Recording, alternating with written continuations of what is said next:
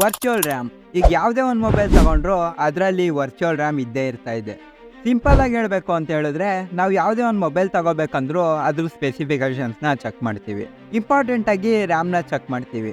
ಈ ರ್ಯಾಮ್ ಸೆಕ್ಷನಲ್ಲಿ 6+3GB 8+5GB ಅಂತ ರ್ಯಾಮ್ ಕಾಣಿಸುತ್ತೆ.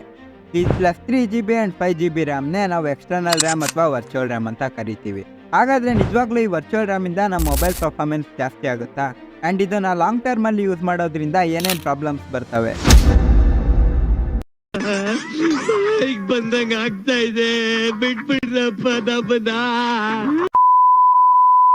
ಫಸ್ಟ್ ಆಫ್ ಆಲ್ ಈ ವರ್ಚುವಲ್ ರ್ಯಾಮ್ ಯಾವ ರೀತಿ ವರ್ಕ್ ಆಗುತ್ತೆ ಇದೆಲ್ಲ ಈ ವಿಡಿಯೋಲ್ಲಿ ತಿಳ್ಕೊಳ್ಳೋಣ. So stay relax and let get in to the video.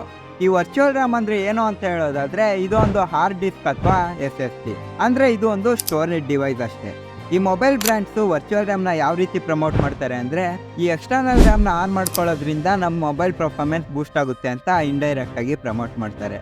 ಆದರೆ ಇದು ಸುಳ್ಳಾಗಿರುತ್ತೆ. ಈ ವರ್ಚುವಲ್ ರ್ಯಾಮಿಂದ ಮಲ್ಟಿಪಲ್ ಟ್ಯಾಬ್ಸ್ನ ಓಪನ್ ಮಾಡಿ ಇಟ್ಕೊಳ್ಳೋಕ್ಕೆ ಆ್ಯಂಡ್ ಮಲ್ಟಿ ಟಾಸ್ಕಿಂಗ್ಗೆ ಯೂಸ್ ಆಗುತ್ತೆ ಅಷ್ಟೇ. ಈ ಮೊಬೈಲ್ಸಲ್ಲಿ 6+5GB 8+5GB ಅಂತ ರ್ಯಾಮ್ ಇರುತ್ತೆ. ಆದರೆ ಈ ಎಕ್ಸ್ಟ್ರಾ 5GB ರ್ಯಾಮ್ ಏನಿರುತ್ತೆ ಇದು ನಮ್ಮ ಸ್ಟೋರೇಜಿಂದ ತಗೊಳುತ್ತೆ.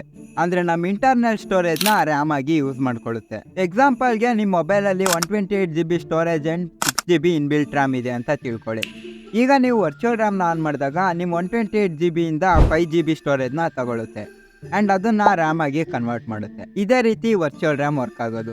ಇರಲಿ ಬಿಡು ಗುರು, ಸ್ಟೋರೇಜ್ ಹೋದ್ರೆ ಹೋಯ್ತು, ನಂಗೆ ರ್ಯಾಮಿಂದ ಪರ್ಫಾರ್ಮೆನ್ಸ್ ಸಿಗುತ್ತಲ್ಲ ಅಂತ ಅಂದರೆ ಅಲ್ಲೇ ಇರೋದು ಪ್ರಾಬ್ಲಮ್ಮು.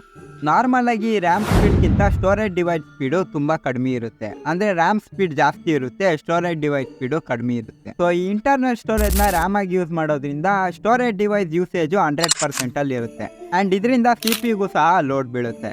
ಆ್ಯಂಡ್ ಈ ಸ್ಟೋರೇಜ್ ಡಿವೈಸ್ 100% ಯೂಸಲ್ಲಿರೋದ್ರಿಂದ ಈ ಸ್ಟೋರೇಜ್ ಡಿವೈಸ್ಗೆ ಸ್ಟ್ರೆಸ್ ಜಾಸ್ತಿ ಆಗುತ್ತೆ. ಹಾಗಾದರೆ ಈ ವರ್ಚುವಲ್ ರ್ಯಾಮಿಂದ ಏನೂ ಉಪಯೋಗ ಇಲ್ವಾ ಅಂದರೆ ಇದೆ. ನೀವೇನಾದರೂ ಮಲ್ಟಿ ಟಾಸ್ಕಿಂಗ್ ಮಾಡ್ತಾ ಇದ್ರೆ ಅಂದರೆ 7-8 ಆ್ಯಪ್ಸ್ನ ಅಟ್ ಎ ಟೈಮ್ ಓಪನ್ ಮಾಡಿ ಯೂಸ್ ಮಾಡೋರಾಗಿದ್ದರೆ ಈ ವರ್ಚುವಲ್ ರ್ಯಾಮ್ ಯೂಸ್ ಆಗುತ್ತೆ ಅಷ್ಟೇ ಬಿಟ್ಟರೆ ಗೇಮಿಂಗಿಗೆಲ್ಲ ಈ ವರ್ಚುವಲ್ ರ್ಯಾಮ್ ಏನೂ ಯೂಸ್ ಆಗೋದಿಲ್ಲ. ಆ್ಯಂಡ್ ನನ್ನ ಪರ್ಸ್ನಲ್ ಸಜೆಷನ್ ಏನು ಅಂದರೆ ಈ ವರ್ಚುವಲ್ ರ್ಯಾಮ್ನ ಆಫ್ ಮಾಡಿಡೋದೇ ಒಳ್ಳೆಯದು.